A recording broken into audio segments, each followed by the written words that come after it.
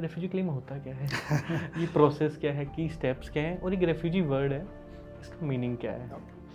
तो अगर हम रेफ्यूजी वर्ड पे जाएं जतिन, तो रेफ्यूजी वर्ड का मतलब है किसी भी जगह जाके रेफ्यूज लेना, यानी कि प्रोटेक्शन लेना। हाँ। यानी कि हिंदी में अगर मैं कहूँ तो शरण लेना। ठीक है, तो जैसे उन्होंने क्लेम करा, रेफ्यूजी जो ऑफिसर थे उन्हें, वो ऑफिसर कहाँ मिलता उन्हें? एयरपोर्ट से लैंड हो रहे हैं उस टाइम, या वो बाई लैंड कहीं से आ रहे हैं, या यहाँ पे रह ही रहे हैं? जैसे ऑफिसर से फेस टू फेस कन्वर्सेशन हो रही थी पोर्ट पे, क्या इंग्लैंड में भी वैसे होती है? हाँ, तो वी कॉल इट, देखो अब ऑफिसर जब आप बॉर्डर पे रेफ्यूजी क्लेम करते हो तो ऑफिसर के पास चांस आपको, we call it eligibility interview. Okay. तो एलिजिबिलिटी इंटरव्यू क्या कहता है कि they assess whether you are eligible to file एक रेफ्यूजी क्लेम और नॉट। कहीं ऐसा तो नहीं है कि आप किसी कंट्री से क्रिमिनल हो, है ना, डेजिग्नेटेड क्रिमिनल हो, और आप कनाडा में आके कह रहे हो कि आई एम रेफ्यूजी। आप सभी को मेरा नमस्कार। बाई वीकली टॉक्स के नए एपिसोड में आप सबका स्वागत है। मैं आपका होस्ट जतिन।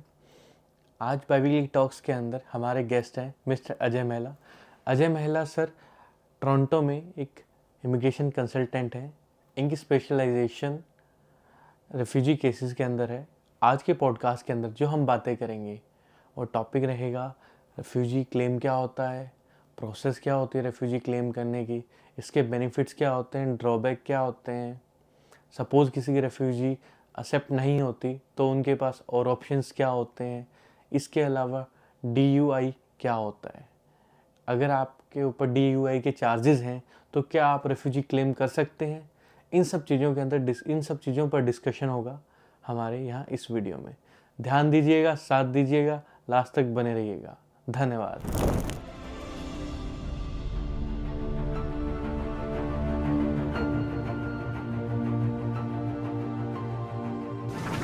जैसे आपकी स्पेशलाइजेशन सारा रेफ्यूजी क्लेम के रिगार्डिंग है। आप हैं पुनीत सर हैं, वनेरा इमिग्रेशन का इतना बड़ा नेम है रेफ्यूजी क्लेम्स के रिगार्डिंग। ये रेफ्यूजी क्लेम होता क्या है? ये प्रोसेस क्या है, की स्टेप्स क्या हैं और एक रेफ्यूजी वर्ड है, इसका मीनिंग क्या है? तो अगर हम रेफ्यूजी वर्ड पे जाएं जतिन, तो रेफ्यूजी वर्ड का मतलब है किसी भी जगह जाके रेफ्यूज लेना, यानी कि प्रोटेक्शन लेना। हाँ। यानी कि हिंदी में अगर मैं कहूँ तो शरण लेना। ठीक है। ठीक है। तो कनाडा एक ऐसा कंट्री है जिसने कि रेस्ट ऑफ द वर्ल्ड के साथ एक एग्रीमेंट किया हुआ है, जिसमें कि कोई भी बंदा दुनिया के किसी भी हिस्से से आके इनको बोलता है कि अगर मुझे यहाँ पे आपके यहाँ शरण चाहिए, हाँ जी, तो जो इनिशियल इन्वेस्टिगेशन है, या जिसे प्रीलिमिनरी इन्वेस्टिगेशन हम कहते हैं, उसको करने के बाद ऑफिसर जो आपको यहाँ पे बोलता है कि ठीक है, मैं आपको कनाडा में एज ए रिफ्यूजी एंटर करवा रहा हूँ, but I am no one to take the call कि आपका केस जेन्युइन है कि नहीं है। इसीलिए मैं आपका केस रेफर कर रहा हूँ IRB को, we call it immigration refugee board. वो बोर्ड जो है डिसीजन लेता है कि ये जो बंदा है या जो ये फैमिली है, इसने जो ये क्लेम किया है कि मैं रेफ्यूजी हूँ, वो सही है या गलत है। तो जैसे उन्होंने क्लेम करा, रेफ्यूजी जो ऑफिसर थे उन्हें, वो ऑफिसर कहाँ मिलता उन्हें? एयरपोर्ट से लैंड हो रहे हैं उस टाइम, या वो बाई लैंड कहीं से आ रहे हैं, या यहाँ पे रह ही रहे हैं?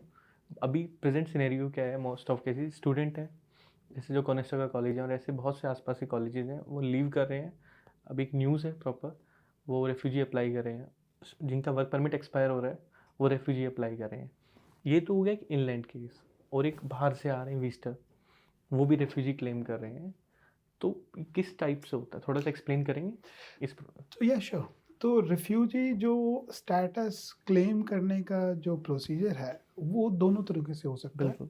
एक हो सकता है कि आप बॉर्डर पे करो, बॉर्डर में आपका लाइक आप एयरप्लेन से आ सकते हैं, या फिर आप लैंड बॉर्डर से आ सकते हैं। तो बाय एयर या लैंड, तो doesn't matter what border you choose to come in, आप बॉर्डर ऑफिसर को, जो first officer, first line of defence we call it, you can tell the officer कि अगर आप जेन्युइनली रिफ्यूजी हो, आपको किसी भी टाइप का परसिक्यूशन का डर है या परसिक्यूशन आपके साथ हो रहा है आपकी होम कंट्री में, या फिर उस कंट्री में जहाँ आप रह रहे हो आपकी होम कंट्री नहीं है, जहाँ पे दबाए जा रहे हैं, आपके राइट्स हैं, आपको रिलीजियसली, पॉलिटिकली, या फिर आपको you call it caste basis पे, उन पे अगर आपको परसिक्यूट किया जा रहा है, then you can always come to Canada and say कि माय लाइफ इन थ्रेट। तो उस ऑफिस, तो एक ही हो गया। अब कुछ लोग क्या होते हैं कि नहीं पता होता, वो अंदर आ जाते हैं एज ए विजिटर, तब उनको रियलाइज होता है कि भाई we suppose to file refugee, but हमें पता नहीं चला हमें कैसे फाइल करना। तो रिफ्यूजी इनलैंड और एट द बॉर्डर दोनों Okay. टाइप के। तो इनलैंड रिफ्यूजी उनका होता है जो अंदर विजिटर आ चुके होते हैं, ओके फिर वो एक कंसल्टेंट या एक लॉयर या पैरालीगल से मिलके हाँ। कंसल्ट करके then they file their case. Okay तो उस केस में उनको बताना होता है कि भाई हमें किस टाइप का प्रोसिक्यूशन बैक होम था, ठीक है और उनको ऑब्वियसली एविडेंसेस भी प्रोवाइड करने होते हैं, उनको स्टेटमेंट्स देनी होती हैं, उनको प्रूव करना होता है कि what ground they are asking the for the refugee. Yes. So inland और एट पोर्ट में फ़र्क है?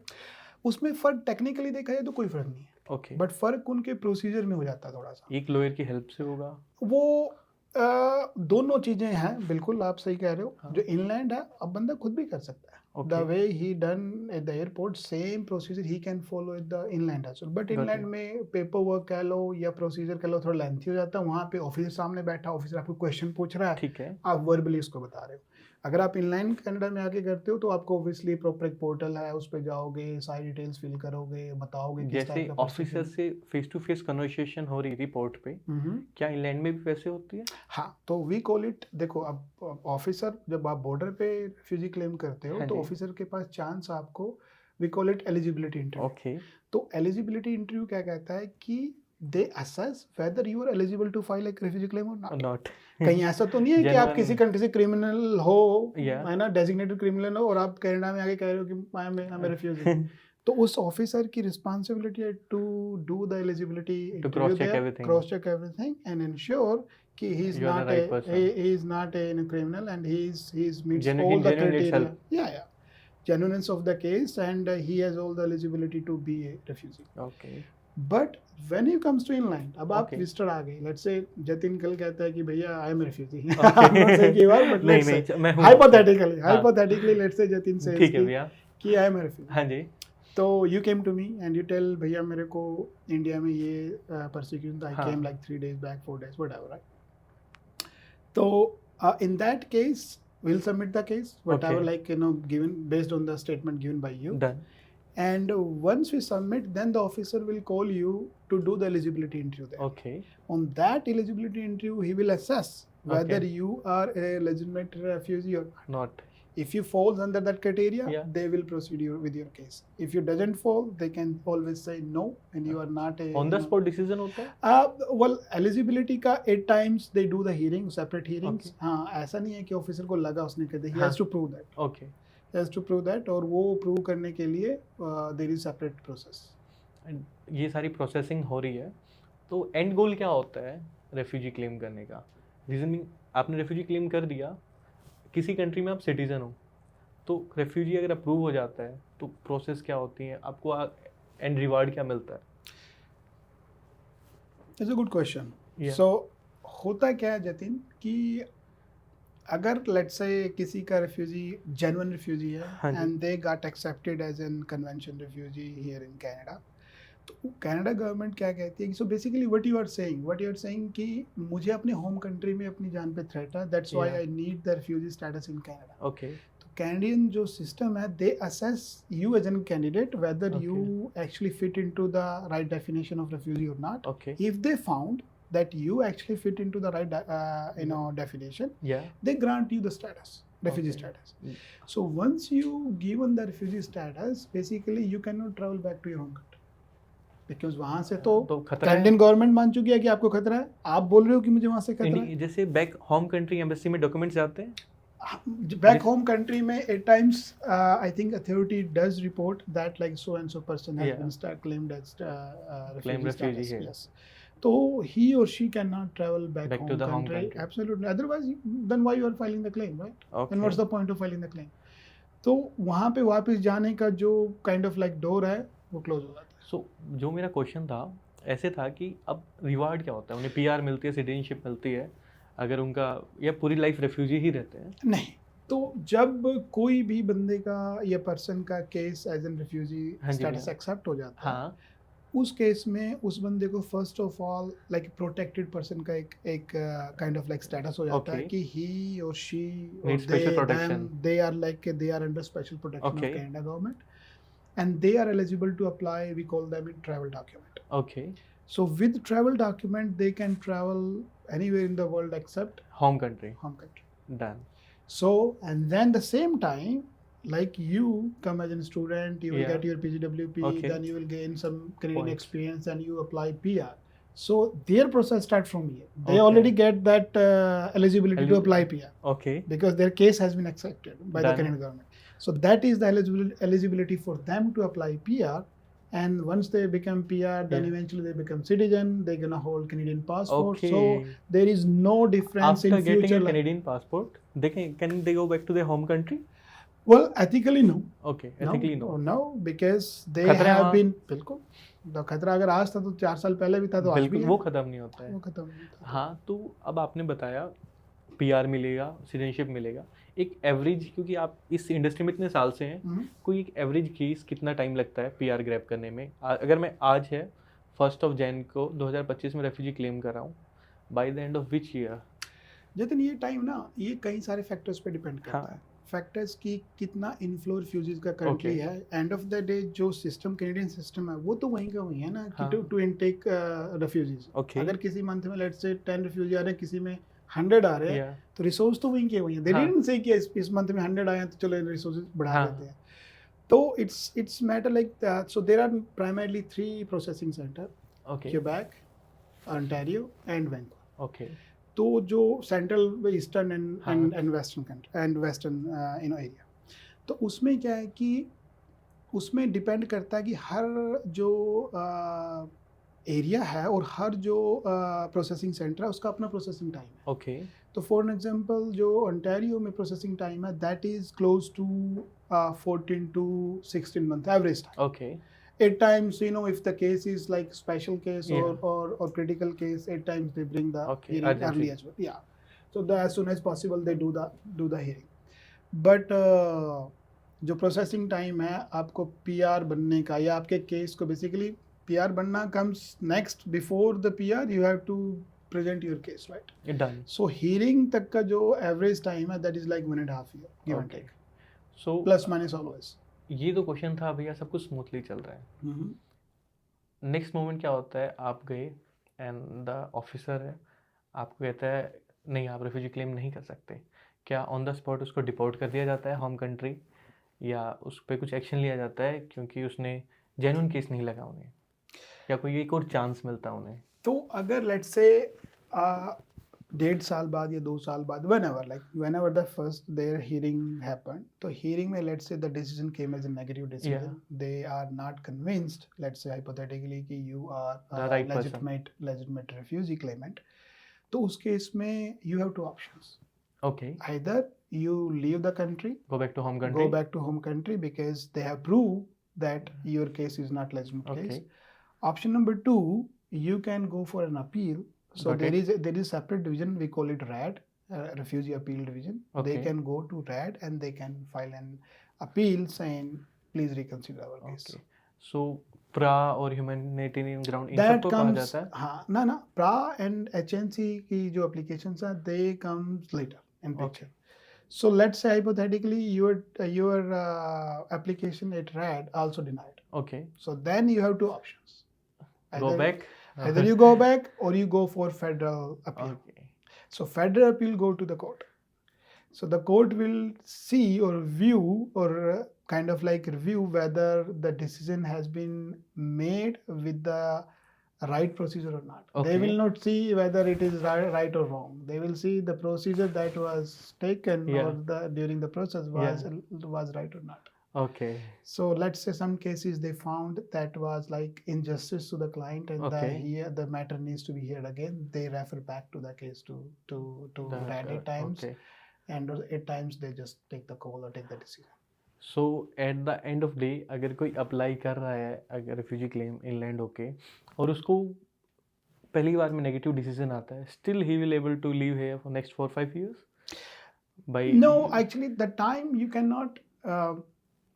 cannot decide that time like 4 or 5 years. Yeah. At times it's procedural, timings. It may take few months. Okay. It may take few weeks. Okay. It may take a day or 2. It's Okay. case to case. Case to case So when somebody says years हाँ. during COVID, let's say the time was like kind of like slightly went Oh. higher, but these days like it is coming back to normal. बिल्कुल So years कहना मुझे लगता है would be injustice to the system कि Okay. भाई system आपका ऐसा dysfunctional नहीं है कि उसमें ईयर्स लगेंगे, बट एट टाइम्स या case to Okay. Case it may take years here and there for cases. So अगर एक रेफ्यूजी क्लेम कर रहा है तो उसको कुछ बेनिफिट भी होते मिलते होंगे गवर्नमेंट की तरफ से, और कहीं ना कोई कुछ ड्रॉबैक भी होंगे। सबसे पहले जैसे हेल्थ बहुत बड़ी चीज़ है। हेल्थ के अलावा सर एजुकेशन है, और at the end of day यहाँ पे सर्वाइव भी तो करना है। बैक होम खतरा है, यहाँ पे कमा के खाना है दोबारा। बिल्कुल। तो क्या उसे कुछ वर्क परमिट मिलता है, हेल्थ इंश्योरेंस ऐसी चीज़ें? तो कोई भी जो रिफ्यूजी क्लेमेंट होता हाँ। है, so they are entitled to get two things. Okay. One is their through their refugee ID, they'll get health coverage. Okay. So they can get treated anywhere in Canada in hospitals, various hospitals for any kind of like health issues. Okay. At the same time, they also get open work permit. Okay. So they got a open work permit for 2 years Hmm. initially. So till that time, so the logic is till that time they got to reach their hearing. So अब तब तक वो क्या करेंगे? वो कहीं तो काम करेंगे। तो ऑफिसर ये सिस्टम में प्रोसीजर क्या है कि let them go through the medicals first. Okay. When somebody arrives, if they medical fit to work, they are eligible to apply open work permit So हम उन लोगों के लिए जो है Open work open permit work permit के लिए apply करते हैं। ठीक है। तो ओपन वर्क परमिट आता है। मेरा ये पर्सनल क्वेश्चन है, from my perspective, a person was doing very good in India, something happened with him, he has to flee from India to here, right and then now he is here, he is working in corporate, right he worked in like TCS, Right. like spent 3-4 years, और अपने गाँव में कुछ ना कुछ हो ही देख रहा है, हाँ सन है, हो तो जाता है, कई बार गाँव छोड़ना पड़ जाता है। बिल्कुल ठीक है। तो अब यहाँ आ गया है, उसने ज़िंदगी अपने 3-4 साल IT को दिए हैं, अब यहाँ ओपन वर्क परमिट मिला है उसे रेफ्यूजी स्टेटस पे। बिल्कुल ठीक। Will he able to get a good job in corporate here? Well, it's a tricky one. Reasoning. देखो हाँ। उसके पास उस कैंडिडेट के पास वर्क अथोराइजेशन है। Yeah. Within Canada he can work for any company Okay. Anywhere, right? And The company will judge him on the basis of his practically Jitin बात करूं, हाँ जी। definitely he'll be just based on the program that he has choose to come to Yeah. Canada. Okay. Right? I mean, we'll quote it like the various program. The Yeah. refugee itself is a program to come into Canada. हाँ। So he will be judged, but yeah, again, it depends on what sort of skill set he हाँ। has in TCS, and there are certainly not TCS, but some other smaller company or some middle type company Yeah. may hire him to get the job done because he Okay. has vast knowledge of experience. End of the day, as long as he is open or legally authorized to work in Canada, हाँ जी। he will get hired. अगर एक माँ बापा के, एक माता पिता के पर्सपेक्टिव से देखें, मेरी जो मम्मी पापा कहते हैं, आपके जो माता पिता कहते थे माँ बाबू, ठीक है, तो अगर उनके पर्सपेक्टिव से देखें, एक लड़का है, हाँ रेफ्यूजी लगा के इधर आ गया है, हाँ भाई वहाँ खतरा था, तो अब वो PR हो जाता है क्योंकि जेन्युइन केस था, बिल्कुल ठीक है। तो क्या माता पिता की उधर PR लगेगी, वो यहाँ आ सकेंगे? नहीं, कभी भी it's been many years now the programme has been changed. तो Okay. माता पिता की कभी भी ऐसे PR नहीं होती Okay. जहाँ पे आपकी फैमिली मेंबर कोई हाँ। एक PR हो। तो जो कैनेडियन सिस्टम के हिसाब से जो फैमिली होती है हाँ जी। वो होती है हस्बैंड, वाइफ और किड्स। डन। ठीक है जी। तो let's say husband came here as an refugee, okay. तो जब उसका रिफ्यूजी एक्सेप्ट होने के बाद PR अप्लाई होगा ना, हाँ। लेकिन उस केस में बच्चों का और वाइफ का साथ में अप्लाई होगा, Okay. पेरेंट्स का नहीं होगा। Done. Parents can certainly apply for Visitor visa. and they can come and spend some time with him and they can go back home. अब At the same time, once the person become eligible to apply super visa, okay. तो they can certainly file the super visa for the parents. Super visa की अपनी कुछ conditions होती हैं कि आपका income और फैमिली इनकम हाँ। और आपका जो हेल्थ इंश्योरेंस की लाइबिलिटीज हैं वो सारी आप फॉर्मेलिटीज फुलफिल कर पा रहे हैं, नहीं कर पा रहे हैं? वो अगर आप कर पा रहे हैं एज इन फैमिली, तो सर्टेनली आप अपने पेरेंट्स को सुपर वीजा पे बुला सकते जी। सो एक आपकी और मेरी थोड़ी देर पहले बात हुई थी, ट्रेंड है, स्टूडेंट्स हैं और वर्क परमिट होल्डर्स हैं, वीसेस को नहीं रखते हैं, स्टूडेंट्स अप्लाई कर रहे हैं refugee. I don't know it's genuine और नो, आप भी नहीं जानते क्योंकि वो क्या हमें बता रहे हैं, हम हमारे लिए शायद वही उस मोमेंट में ट्रू होता है। बिल्कुल ठीक है। और वैसे ही वर्क परमिट होल्डर है, उनका वर्क परमिट एक्सपायर हो रहा है, एंड वो जो हमें स्टोरी शेयर कर रहे हैं हमारे लिए तो वही ट्रू है। तो क्या ये सही है कि वो अप्लाई कर रहे हैं या उन्हें कोई और उनके ऑप्शंस होते हैं इंडिया या कनाडा के अंदर स्टे करने के? देखो जतिन, हर सिचुएशन में या हर पर्सन की दे हैव डिफरेंट स्टोरीज, ठीक है। There are I have seen many cases हाँ जी। जहाँ पे जेन्युइन बच्चा पढ़ाई करते हुए he is working on a certain area, उसने Yeah. एक्सपीरियंस गेन किया, बावजूद उसके वो पीआर नहीं हो गेन पा कर रहा। पा रहा। तो कहीं ना कहीं मुझे जो पर्सनली लगता है, हाँ। फ्रस्ट्रेशन में कह लो, प्रेशर में हाँ। कह लो, या फिर एक सेंस ऑफ ये रहता है कि यार मैंने 4 साल कनाडा को दे दिया, हाँ। कनाडा ने मुझे बदले में क्या दिया, हम्म। ठीक है, तो उस प्रेशर में आके they are going for this option. Okay. और मुझे लगता है वो गलत है, गलत है। वो गलत है। उनको कहीं ना कहीं अपने आप के स्किल के साथ, या फिर अपने कम्युनिकेशंस हाँ। में, लैंग्वेज प्रोफिशिएंसी, या फिर वर्क एक्सपीरियंस को कहीं हाँ ना कहीं जी। इनहेंस करके, और जो लेजिटमेट वे है पीआर हाँ लेने जी। का, होने का, वो यूज करना चाहिए जी, रादर जी। Then going for it.